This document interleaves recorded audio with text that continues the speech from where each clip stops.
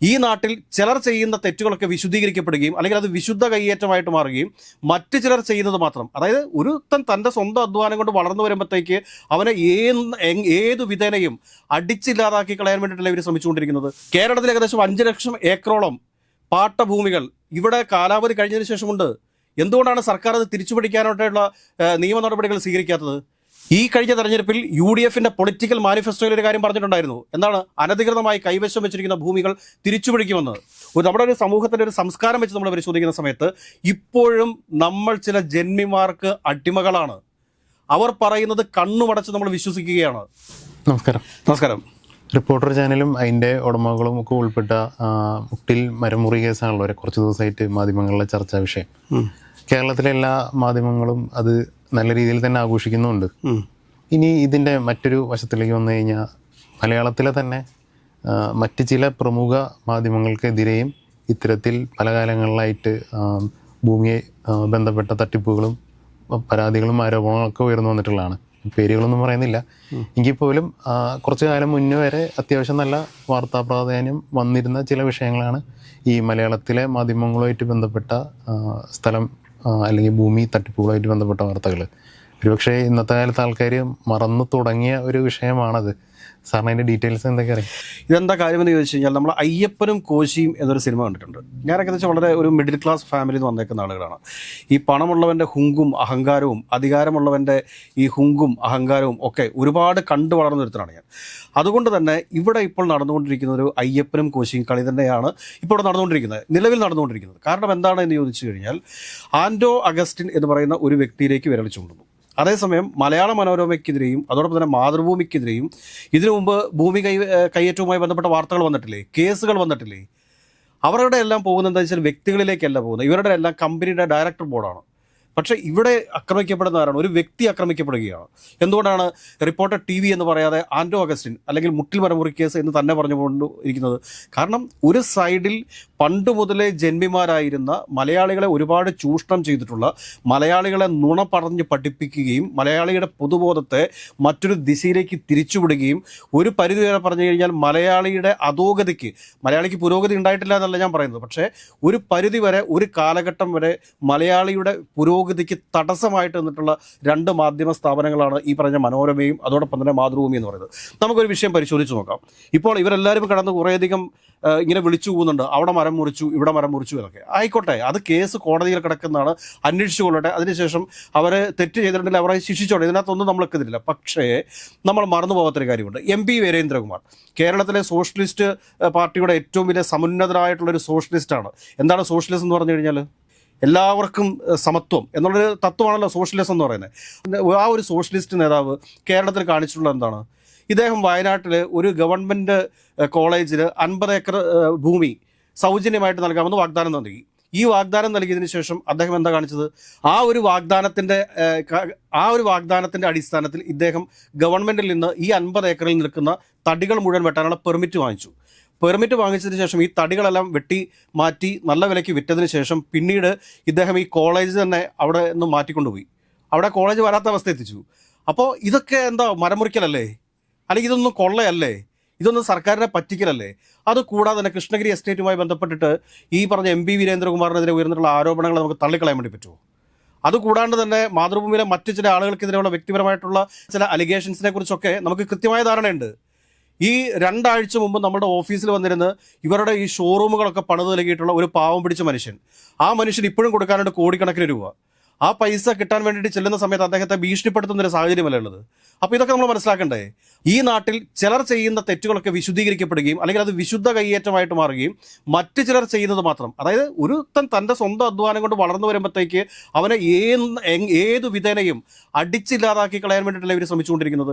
വ്യാജ വാർത്തകളല്ലേ പുറത്തു വിട്ടുകൊണ്ടിരിക്കുന്നത് ഓരോ ദിവസവും. എന്തെങ്കിലും അടിസ്ഥാനമുള്ള വാർത്തകളാണോ വിട്ടുകൊണ്ടിരിക്കുന്നത്? അതുകൂടാണ്ട് തന്നെ മലയാള മനോരമ, ഇവിടെ എല്ലാവരെയും നീതിയും ന്യായവും ഒക്കെ പഠിപ്പിക്കുന്നതാണ് മനോരമയ്ക്ക് 1943 പട്ടയഭൂമി അല്ല പാട്ടഭൂമി നൽകിയിരുന്നു. എത്ര? ഒരു ക്ഷേത്രത്തിൻ്റെ, പന്തല്ലൂർ ക്ഷേത്രത്തിൻ്റെ. ഏകദേശം 228 ഏക്കറോളം സ്ഥലമുണ്ട്. ആ സ്ഥലം 60 വർഷത്തേക്കാണ് പാട്ടത്തിന് കൊടുത്തിരുന്നത്. 60 വർഷം 1943 വെച്ച് നമ്മൾ കാൽക്കുലേറ്റ് ചെയ്യുന്ന സമയത്ത് 2003 ആകുമ്പോഴത്തേക്ക് എന്താ സംഭവിക്കുക? സ്വാഭാവികമായിട്ടും പാട്ടക്കരാർ അവസാനിക്കും. പാട്ടക്കരാർ അവസാനിച്ചിട്ട് ഈ ഭൂമി ക്ഷേത്രത്തിന് തിരിച്ചു കൊടുക്കണം എന്നുള്ള ഒരു ആവശ്യം മലബാർ ദേവസ്വം ബോർഡ് ആവശ്യപ്പെട്ടപ്പോൾ എന്തുകൊണ്ടാണ് ഈ പറഞ്ഞ ആളുകൾ തിരിച്ചു കൊടുക്കാണ്ടിരുന്നത്? ആ ഒരു കമ്പനിയുടെ പേരെന്താണ്? ആ കമ്പനിയുടെ പേര് ഞാൻ പറഞ്ഞുതരാം. ആ കമ്പനിയുടെ പേരാണ് ബലനൂർ പ്ലാന്റേഷൻസ് ആൻഡ് ഇൻഡസ്ട്രീസ് ലിമിറ്റഡ്. ഇതിനകത്ത് ഡയറക്ടർമാർ മലയാള മനോരമ പബ്ലിക്കേഷൻസ് എന്ന് പറയുന്ന സ്ഥാപനത്തിലെ ഡയറക്ടർമാരായിട്ടില്ലേ? വെരിഫൈ ചെയ്ത് നോക്കൂ, നിങ്ങൾ വെരിഫൈ ചെയ്ത് നോക്കൂ. അതിനുശേഷം എന്താണ് എന്ന് ചോദിച്ചു കഴിഞ്ഞാൽ ഇവിടുത്തെ ഭൂമി കൈയേറ്റത്തിലും ഈ പറഞ്ഞ മാധ്യമ സ്ഥാപനത്തിൻ്റെ അധികാരം ഉപയോഗിച്ച്, മണി പവർ ഉപയോഗിച്ച്, അല്ലെങ്കിൽ രാഷ്ട്രീയ നേതാക്കന്മാരെ വാർത്തകൾ കൊണ്ട് ഭീഷണിപ്പെടുത്തി ഇവർ ഇപ്പോഴും ഇങ്ങനെയുള്ള കയ്യേറ്റ ഭൂമികൾ കൈവശം വെച്ചിട്ടുണ്ടെന്നേ. പല സ്ഥലങ്ങളിലും വെച്ചിട്ടുണ്ട്. പല കേസുകളും നമുക്ക് അവൈലബിൾ അല്ലേ? അതിനുശേഷം ഇവരൊക്കെ നടത്തിയിരിക്കുന്നതെല്ലാം വിശുദ്ധമായിട്ടുള്ള തട്ടിപ്പുകൾ അല്ലെങ്കിൽ വിശുദ്ധമായിട്ടുള്ള ഭൂമി കൈയേറ്റങ്ങൾ. കേരളത്തിൽ ഏകദേശം 5 ലക്ഷം ഏക്കറോളം പാട്ടഭൂമികൾ ഇവിടെ കാലാവധി കഴിഞ്ഞതിന് ശേഷമുണ്ട്. എന്തുകൊണ്ടാണ് സർക്കാർ അത് തിരിച്ചുപിടിക്കാനായിട്ടുള്ള നിയമ നടപടികൾ സ്വീകരിക്കാത്തത്? ഈ കഴിഞ്ഞ തെരഞ്ഞെടുപ്പിൽ UDFന്റെ പൊളിറ്റിക്കൽ മാനിഫെസ്റ്റോയിൽ ഒരു കാര്യം പറഞ്ഞിട്ടുണ്ടായിരുന്നു. എന്താണ്? അനധികൃതമായി കൈവശം വെച്ചിരിക്കുന്ന ഭൂമികൾ തിരിച്ചുപിടിക്കുമെന്ന്. ധൈര്യമുണ്ടോ VD സതീശൻ സർക്കാരിന് ഈ പറഞ്ഞ 5 ലക്ഷം ഏക്കർ സ്ഥലം തിരിച്ചുപിടിക്കാനായിട്ട്? കേരളത്തിൽ ലക്ഷക്കണക്കിന് വരുന്ന ആളുകൾ ഒരു തുണ്ട് ഭൂമിയില്ലാതെ ഈ നാട്ടിൽ കഷ്ടപ്പെടുന്നുണ്ടല്ലോ. അവർക്ക് വേണ്ടിയിട്ട് ശബ്ദമുയരണ്ടേ? അവരുടെ കൂടെ വോട്ട് മേടിച്ചിട്ടല്ല ഈ സർക്കാർ അധികാരത്തിൽ വന്നിരിക്കുന്നത്. നിങ്ങളുടെ മാനിഫെസ്റ്റോയ്ക്കകത്ത് പറഞ്ഞിട്ടില്ലേ ഈ സംഭവം? നിങ്ങളത് നടപടികൾ സ്വീകരിക്കുമോ? 5 ലക്ഷത്തോളം വരുന്ന ഏക്കർ സ്ഥലമാണ് പാട്ട സമയം കഴിഞ്ഞതിന് ശേഷവും ഈ കുത്തക മുതലാളിമാർ കൈവശം വെച്ചിരിക്കുന്നത്. അവരുടെ നേരെ ഒന്ന് വിരൽ ചൂണ്ടാൻ കേരളത്തിലെ ഒരു രാഷ്ട്രീയ നേതൃത്വത്തിനും സാധിക്കത്തില്ല, ഒരു രാഷ്ട്രീയ നേതൃത്വത്തിനും. എന്നാൽ ഈ പറഞ്ഞ രാഷ്ട്രീയ പാർട്ടികൾക്കെല്ലാം വേണ്ടി മുദ്രാവാക്യം വിളിക്കുന്ന ആരാണ്? ഈ പറഞ്ഞ ഭൂമിയില്ലാത്ത സാധാരണക്കാരായിട്ടുള്ള ആളുകളാണെന്ന കാര്യം മനസ്സിലാക്കണം. അപ്പോൾ ഇവർക്ക് വേണ്ടിയിട്ട് ശബ്ദം ഉയരണ്ടേ? ഇവർക്ക് വേണ്ടിയിട്ട് കാര്യങ്ങൾ സംസാരിക്കണ്ടേ? അനധികൃതമായിട്ട് കൈവശം വെച്ചിരിക്കുന്ന ആളുകളുടെ കുത്തക മുതലാളിമാരിൽ നിന്ന് ഈ സ്ഥലം തിരിച്ചുപിടിക്കാൻ, ഈ സംസ്ഥാനത്തിൻ്റെ സാധാരണക്കാരന് അവകാശപ്പെട്ടിട്ടുള്ള സ്ഥലം തിരിച്ചുപിടിക്കാനായിട്ടുള്ള നടപടികൾ എടുക്കണ്ടേ? ഞാനിപ്പോൾ ഇത് പറയാൻ കാരണം എന്താണെന്ന് വെച്ചാൽ ഒരു കാരണവശാലും റിപ്പോർട്ടർ TV ന്യായീകരിക്കാൻ വേണ്ടിയിട്ടില്ല. പക്ഷേ അവിടെ നടക്കുന്ന ഒരു സംഭവത്തിൽ നമ്മുടെ ഒരു സാമൂഹിക വശം വെച്ച് നമ്മൾ പരിശോധിക്കുന്ന സമയത്ത്, നമ്മുടെ ഒരു സമൂഹത്തിൻ്റെ ഒരു സംസ്കാരം വെച്ച് നമ്മൾ പരിശോധിക്കുന്ന സമയത്ത് ഇപ്പോഴും നമ്മൾ ചില ജന്മിമാർക്ക് അടിമകളാണ്. അവർ പറയുന്നത് കണ്ണുമടച്ച് നമ്മൾ വിശ്വസിക്കുകയാണ്. ഇതല്ല സത്യം. മലയാള മനോരമയും മാതൃഭൂമിയും എഴുതുന്നത് ഒന്നുമല്ല സത്യം. ഇവിടെ മറ്റു കുറച്ച് റിയാലിറ്റികളുണ്ട്. ഇവർ നടത്തിയിട്ടുള്ള കയ്യേറ്റങ്ങളെക്കുറിച്ച് സർക്കാർ കൃത്യമായിട്ട് പരിശോധിക്കപ്പെടണം. ഇവർക്ക് ഹൈക്കോടതിയിലും സുപ്രീം കോടതിയിലും ഒക്കെ പോകാനായിട്ട് പണമുണ്ട്, അധികാരമുണ്ട്, രാഷ്ട്രീയ നേതാക്കന്മാരുടെ കീശയിലുണ്ട്. കാരണം സംസ്ഥാനത്തിൻ്റെ മുഖ്യമന്ത്രി കഴിഞ്ഞ ദിവസവും മനോരമയുടെ ഓഫീസിൽ പോയതാണ്. അപ്പോൾ അത്രയും വലിയ രാഷ്ട്രീയ സ്വാധീനം അവർക്കുണ്ട്. നമ്മളിത് പറയുന്ന സമയത്ത് ഒരുപക്ഷെ നമ്മളെ വേണമെങ്കിൽ ഇല്ലാതാക്കി കളയാനുള്ള ശേഷി ഇവർക്കുണ്ട്. ആയിക്കൊള്ളട്ടെ, ഈ സ്വരം ഇല്ലാതായി പോയിക്കൊള്ളട്ടെ, നമുക്ക് കുഴപ്പമൊന്നുമില്ല. പക്ഷേ അപ്പോഴും നമുക്ക് അഭിമാനത്തോടുകൂടി പറയാൻ സാധിക്കും നമ്മൾ പറഞ്ഞത് സത്യമാണ് എന്നുള്ള കാര്യം. കേരളത്തിൽ വരുന്ന 5 ലക്ഷത്തോളം വരുന്ന ഈ പറഞ്ഞ പാട്ടത്തിന് കൊടുത്തേക്കുന്നതാണ്. ഞാനീ പറഞ്ഞ പന്തല്ലൂർ ക്ഷേത്രത്തിൻ്റെ സ്ഥലമുണ്ടല്ലോ, 228 ഏക്കർ സ്ഥലം, ഇത് കൊടുത്തിരിക്കുന്നത് എത്രയൊക്കെയാണെന്ന് പറയുമ്പോൾ വർഷം 300 രൂപയ്ക്കാണ്. വർഷം 300 രൂപയ്ക്ക് 3 വർഷക്കാലം ഈ പാട്ടം കൊടുക്കാതിരുന്നു കഴിഞ്ഞാൽ അത് ഈ എഗ്രിമെൻ്റ് അസാധുവാകും. അത് രാജാവ് കൊടുത്തിരിക്കുന്നതാണ്. ഈ പന്തല്ലൂർ ക്ഷേത്രത്തിൻ്റെ സ്വത്തെടുത്ത് അത് 2003 അതിൻ്റെ പാട്ടകാലാവധി അവസാനിച്ചു. എന്നിട്ട് ഞാൻ ഈ പറഞ്ഞ ബലമൂൺ എന്ന് പറയുന്ന ആ കമ്പനിയുടെ കീഴിലാണ് ഇപ്പോഴും എനിക്ക് തോന്നുന്നു. അതിന് സുപ്രീം കോടതിയുടെ ഉത്തരവ് എൻ്റെ കയ്യിലേക്ക് കിട്ടിയിട്ടില്ല. എനിക്ക് അത് കിട്ടി കഴിയുമ്പോഴത്തേക്ക് നമുക്ക് ബാക്കി കാര്യങ്ങൾ അതിനെക്കുറിച്ച് സംസാരിക്കാം. കാരണം ഇതിൽ കൃത്യമായിട്ടൊരു ഫോളോ അപ്പ് നടത്തേണ്ടതുണ്ട്. കേരളത്തിലെ ഒരുപാട് വലിയ പ്രകൃതി സ്നേഹികളോടും അതോടൊപ്പം തന്നെ ഈ മിച്ചഭൂമിക്ക് വേണ്ടി സമരം ചെയ്യുന്ന ആളുകളൊക്കെ ഞാൻ ചോദിക്കുന്ന സമയത്ത് അവർ പറഞ്ഞ കാര്യം എന്താണെന്ന് ചോദിച്ചു കഴിഞ്ഞാൽ അവരിൽ പലരും ഈ കഴിഞ്ഞ UDF പ്രതിപക്ഷത്തിരിക്കുന്ന സമയത്ത് UDFൻ്റെ അടുത്ത് ഈ കാര്യം പറഞ്ഞിരുന്നു. UDF ഇത് കൃത്യമായിട്ട് പരിഹരിക്കാമെന്ന് പറഞ്ഞിരുന്നു. അതിൻ്റെ അടിസ്ഥാനത്തിൽ പലരും UDF അനുകൂല രാഷ്ട്രീയ പാർട്ടികളിൽ ചേർന്നിട്ടുണ്ട്. പലരും UDF കോൺഗ്രസിൽ ചേർന്നിട്ടുണ്ട്, പ്രമുഖരായിട്ടുള്ള നേതാക്കന്മാർ.